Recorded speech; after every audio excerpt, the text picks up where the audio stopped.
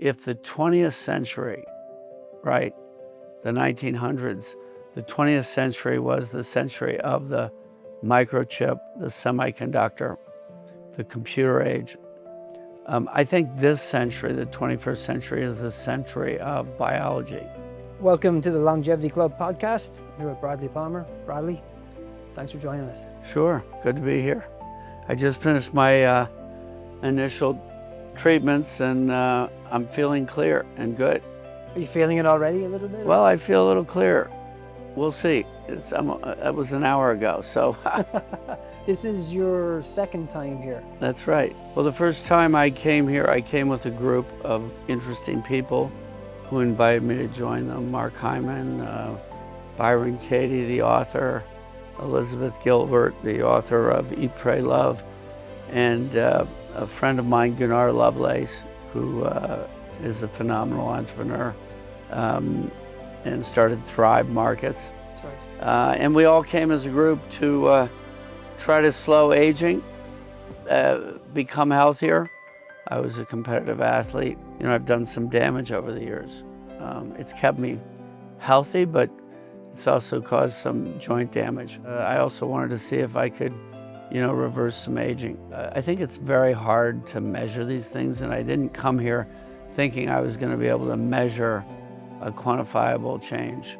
What I noticed is with the plasma exchange, I noticed just feeling a little clearer, a little less brain fog. That's how I felt, and I felt that way quite a long time. Of course, you go back into the world and you get on the hamster wheel, and I'm an entrepreneur, so I deal with a fair amount of uncertainty and stress in my life, a lot of travel. So you build it back up, some of the stress. But the thing I noticed the most was probably my joints feeling less pain, less aches. They just felt stronger and cleaner and better, although I can't measure that. And I really doubt that's some kind of psychosomatic, impact of having come here. I think my joints really did improve. Perhaps it's just lower inflammation in the joints. Perhaps I regrew some cartilage. I'm a serial entrepreneur. We're agnostic as to the industry we go into or the stage company we go into. And I run my own family investment office. We only invest in businesses that can have a net positive impact on human health and planetary health. That's our guidepost. That's been true for 30 years. So naturally, as an entrepreneur, I got interested 5-6 years ago in this emerging field of biohacking, longevity, regenerative medicine. I've been very interested in the field. I've talked to a lot of experts in the field. If the 20th century, right, the 1900s, the 20th century was the century of the microchip, the semiconductor, the computer age. I think this century, the 21st century, is the century of biology. Look, I had a very good experience December 2023. That's why I'm back.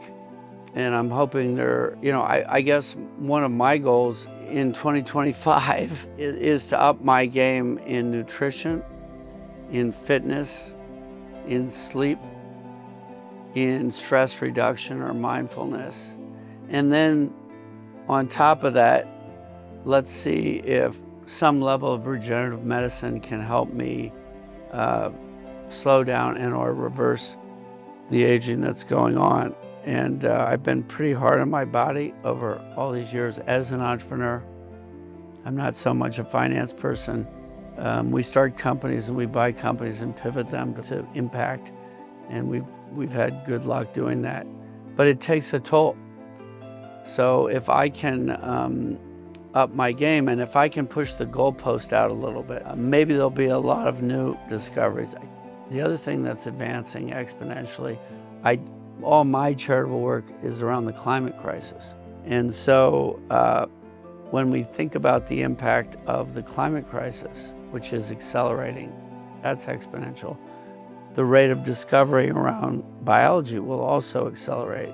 It makes me even more interested in protecting my health, because health is going to be impacted for large populations with the climate crisis. I hope that more people get access to plant-based medicines under therapy, properly done, because it's way better than all these pharmaceutical drugs. It's good. That's my goal in 2025, every day. Work out. I don't quite get that done last year, every day, but hopefully that changes this year.